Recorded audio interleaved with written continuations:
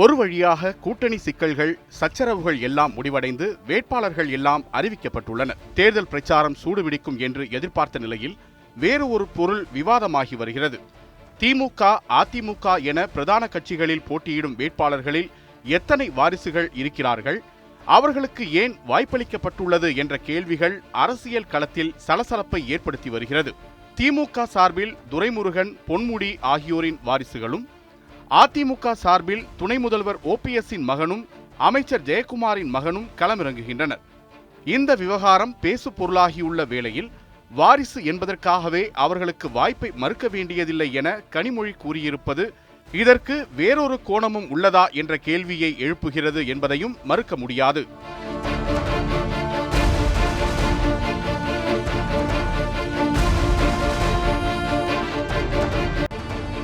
எனக்கு அரசியல் வாரிசு என்று யாரும் கிடையாது.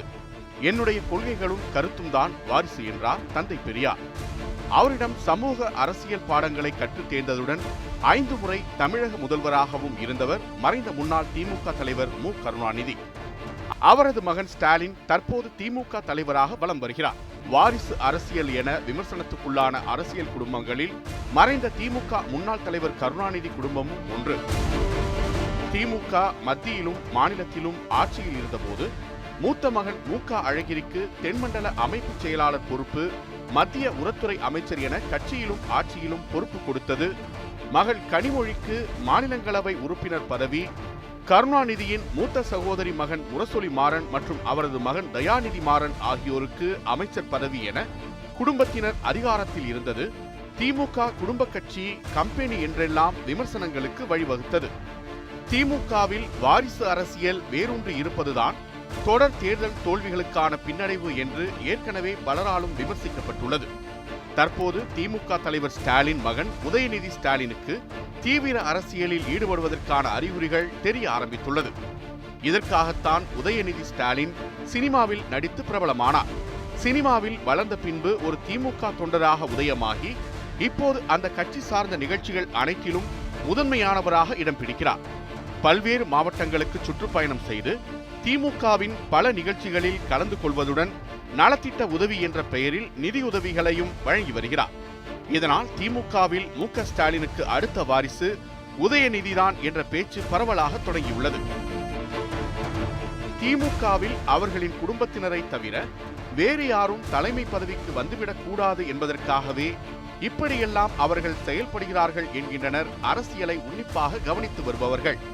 திமுகவின் முன்னோடியாக இருந்த மறைந்த முன்னாள் திமுக அமைச்சர் தங்கப்பாண்டியனின் மகன் தங்கம் தென்னரசு, அன்பில் பொய்யாமொழியின் மகன் அன்பில் மகேஷ் பொய்யாமொழி, TR பாலு மகன் TRP ராஜா, ஐ. பெரியசாமி மகன் செந்தில், NVN சோமு மகள் கனிமொழி, என் பெரியசாமி மகள் கீதா ஜீவன், ஆலடி அருணா மகள் பூங்கோதை, சுப தங்கவேலனின் மகன்கள் சுபதா சம்பத், சுபதா திவாகரன் என திமுகவில் உள்ள அரசியல் வாரிசுகள் பட்டியல் நீண்டு கொண்டே போகும்.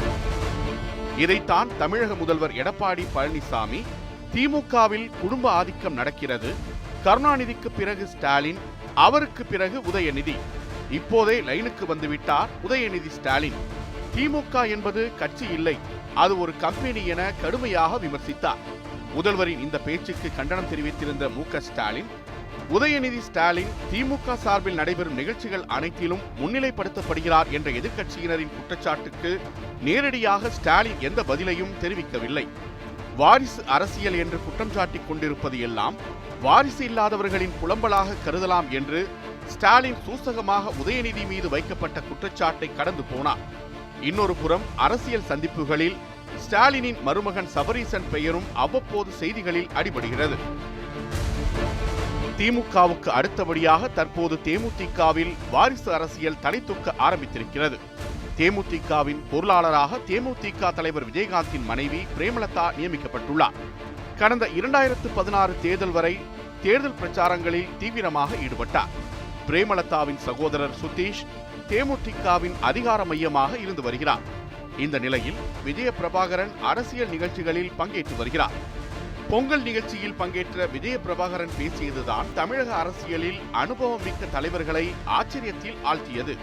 கடந்த 2011 தேர்தலின் போது அனைத்து கட்சிகளின் பார்வையும் கோயம்பேடு தேமுதிக அலுவலகம் நோக்கி இருந்ததோ அதே போல இனி தமிழகத்தில் நாடாளுமன்றம், சட்டமன்றம் என்று எந்த தேர்தல் வந்தாலும் மற்ற கட்சிகளின் பார்வை தேமுதிக பக்கமே இருக்கும். எந்தெந்த கட்சிகள் தேமுதிகவுக்கு பலம் இல்லை என்று கூறி வருகிறார்களோ அவர்கள் எல்லாம் இன்னும் 3 மாதங்களில் ஊடகங்கள் வழியாக தேமுதிக பற்றி பேசுவார்கள். இதை நான் ஆணவமாகவும் கர்வமாகவும் தேமுதிக தொண்டனாகவும் உங்களிடம் சொல்கிறேன். காரணம், தேமுதிக பலம் பற்றி எங்க கட்சி தொண்டனுக்கு தெரியும், தமிழக மக்களுக்கும் தெரியும் என்று தேமுதிக தொண்டர்களை உற்சாகப்படுத்த பேசினார். அதே போல்தான் தற்போது நடந்து முடிந்த கூட்டணி விவகாரங்கள் அரங்கேறின என்பது குறிப்பிடத்தக்கது. அதிமுகவை பொறுத்தவரை ஜெயலலிதா தனது அரசியல் வாரிசை அறிவிக்காமல் சென்றது அந்த கட்சிக்குள் பிளவை ஏற்படுத்தியது. எம்ஜிஆர் அரசியல் வாரிசை சொல்லாமல் சென்றதால் ஜானகி முதல்வரானார். ஆனால் மக்கள் குடும்ப அரசியலை ஏற்கவில்லை. ஜானகியின் ஜா அணி, ஜெயலலிதாவின் ஜே அணி போட்டியிட்ட தேர்தலில் ஜெயலலிதாவிற்கே வெற்றி கிட்டியது. இதனால் அதிமுகவில் குடும்ப அரசியல் அப்போது தொலைதூரத்திற்கு சென்றது. ஆனால் இன்றைய அதிமுகவின் நிலை அப்படி இல்லை. ஓபிஎஸ் தம்பி ஓ ராஜா, ஓபிஎஸ் மகன் ரவீந்திரநாத், ஜெயக்குமார் மகன் ஜெயவர்தனே, ராஜன் செல்லப்பா மகன் ராஜ் சத்தியன், பா வளர்மதி மகன் மூவேந்தன், நத்தம் விஸ்வநாதன் மருமகன் ஆர்விஎன் கண்ணன் என அதிமுகவில் கட்சியிலும் ஆட்சியிலும் பொறுப்பில் இருப்பவர்கள் பட்டியல் சமீப காலமாக நீண்டு வருகிறது. ஜெயலலிதா மறைவிற்கு பிறகு சசிகலா குடும்பத்தின் கையில் அதிமுக செல்லக்கூடாது என தர்மயுத்தத்தை தொடங்கினார் ஓபிஎஸ். ஓபிஎஸ் தர்மயுத்தம் தொடங்கிய போது ஜெயலலிதாவால் நீக்கி வைக்கப்பட்டிருந்த சசிகலாவின் சகோதரி மகன் டிடிவி தினகரன் அதிமுகவின் அதிகார மையத்துக்குள் வந்திருந்தார். இளவரசியின் மகன் விவேக் ஜெயராமன் ஜெயலலிதா உயிருடன் இருக்கும் போதே போயஸ் கார்டனுக்குள் உள்ள அதிகார மையங்களில் ஒருவராக தொழில் ரீதியாக திகழ்ந்தவர். ஜெயலலிதாவின் கட்டுப்பாட்டில் இருந்த ஜெயா தொலைக்காட்சியின் நிர்வாக இயக்குநராக விவேக் ஜெயராமன் இருந்தார்.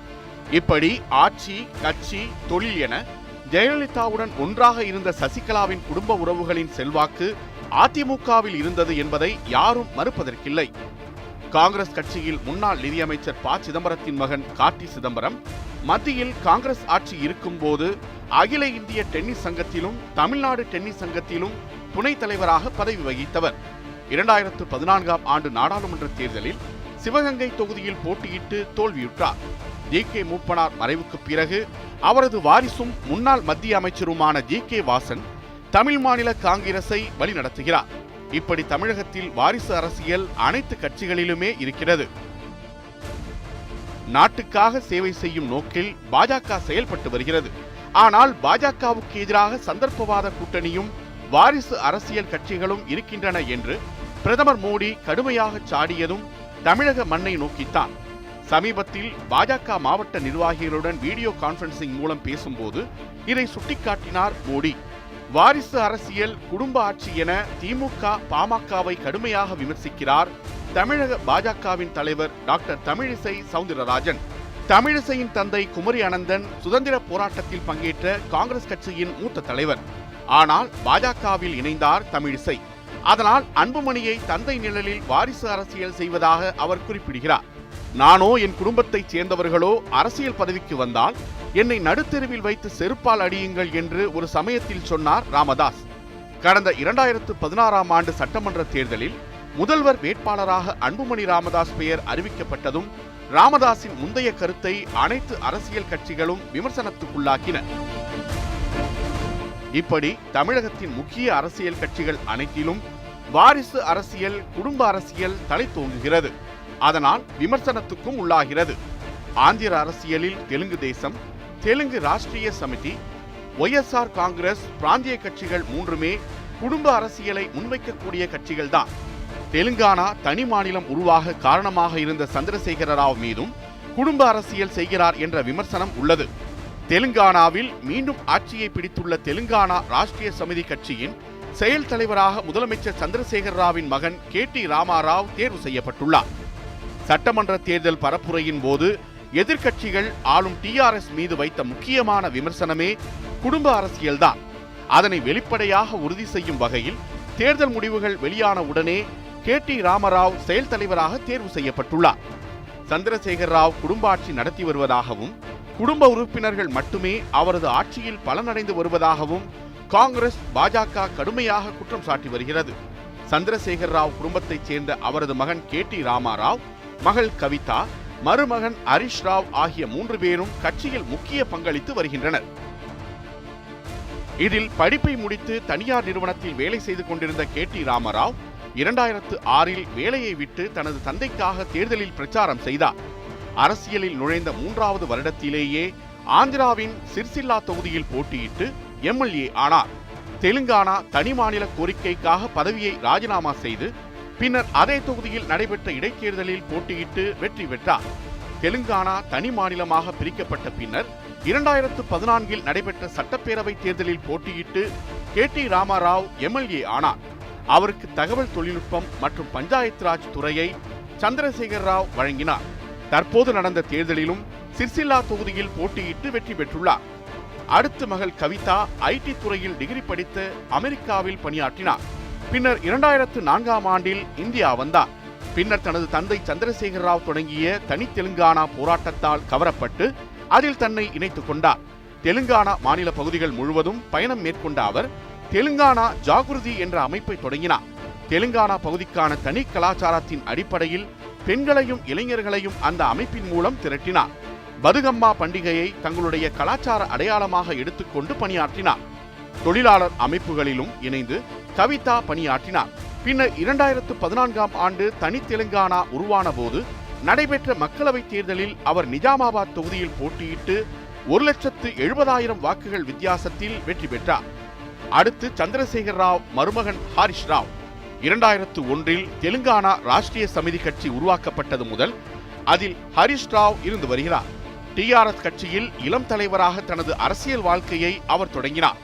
தன்னுடைய சொந்த தொகுதியான சித்திபெட்டில் இருந்து தொடர்ந்து 6 முறை MLA-வாக தேர்வு செய்யப்பட்டுள்ளார்.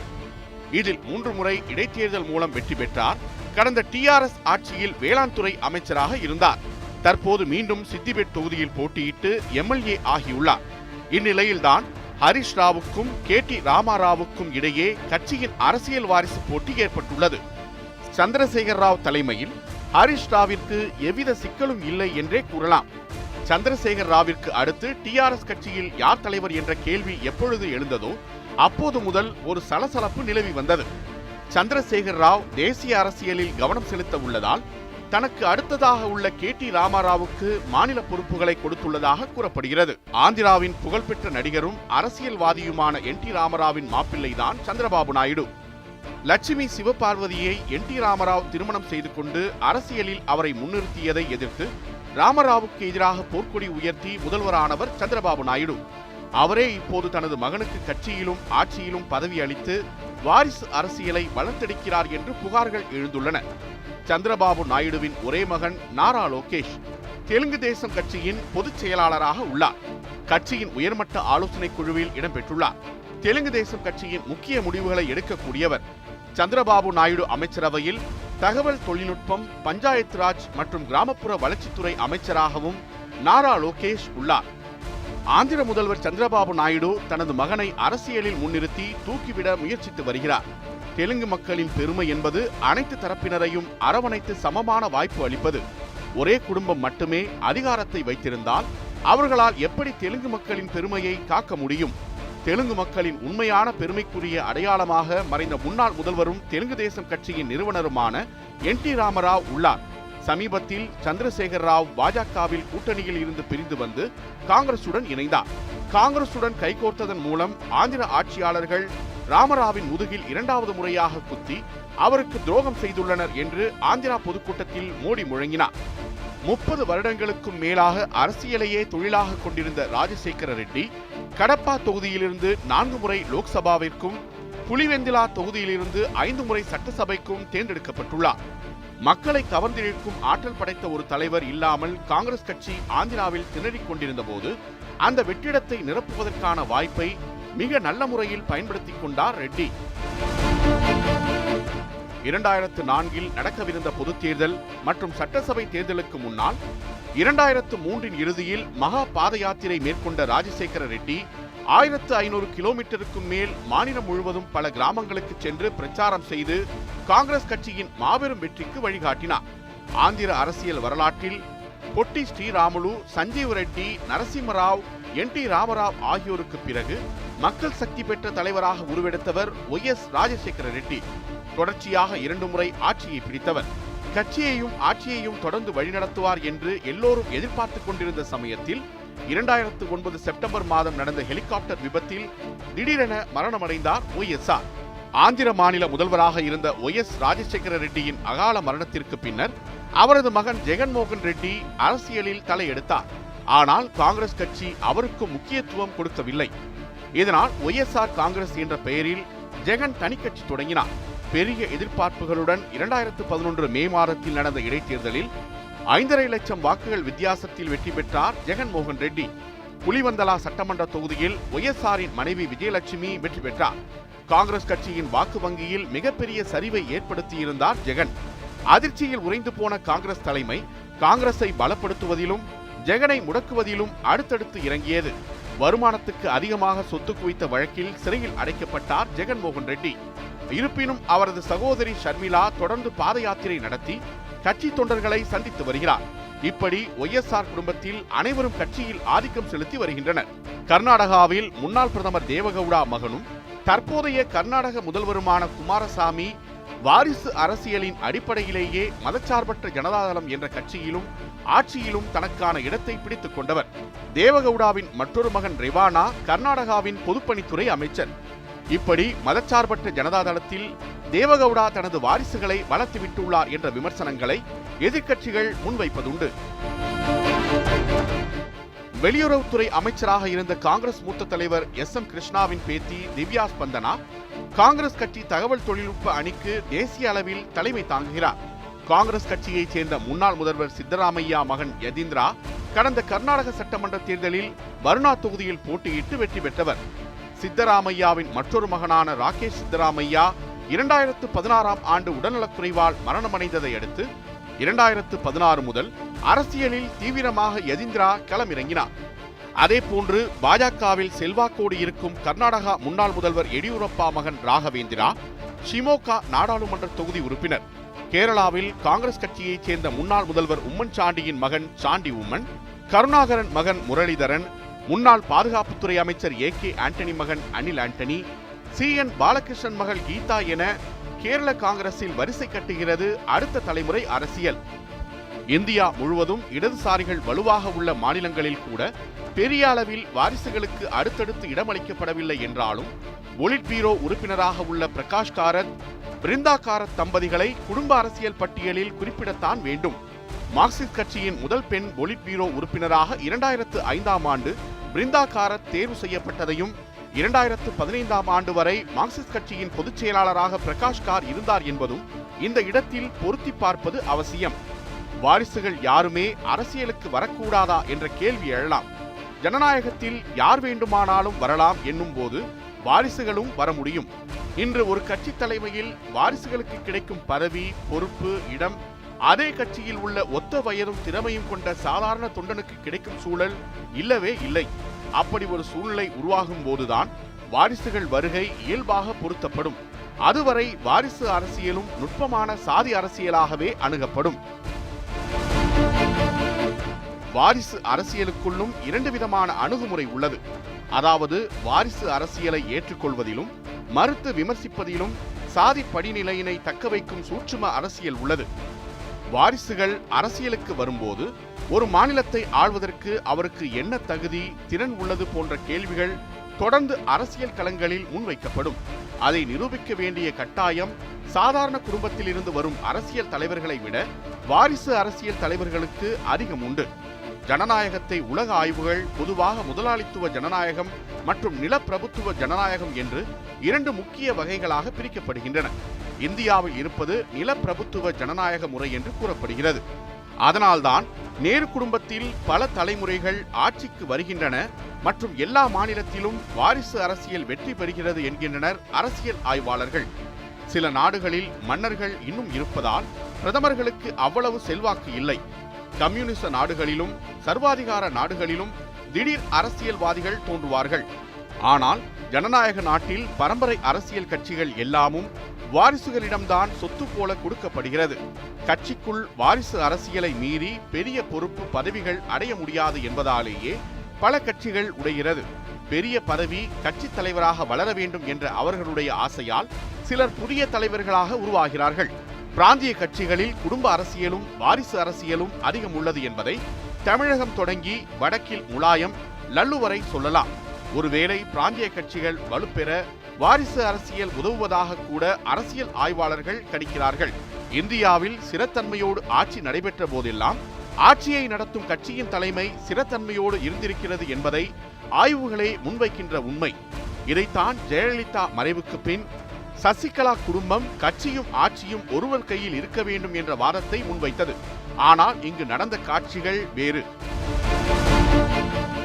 வாரிசு அரசியலிலும் ஆண் வாரிசுகளுக்கு கிடைக்கும் முன்னுரிமைகள் பெண் வாரிசுகளுக்கு கிடைப்பதில்லை. வழக்கமாக அரசியல் தலைவர்கள் வீட்டில் ஆண்கள் வாரிசாக இருக்கும்போது பெண்களுக்கு வாய்ப்பு குறைவாகத்தான் கிடைக்கும். அதை மீறி பெண் வாரிசுகள் தங்களை அரசியலில் ஈடுபடுத்த தனி திறன்களை கையாள வேண்டியது எல்லா காலகட்டங்களிலும் அவசியமான ஒன்றாக இருக்கிறது.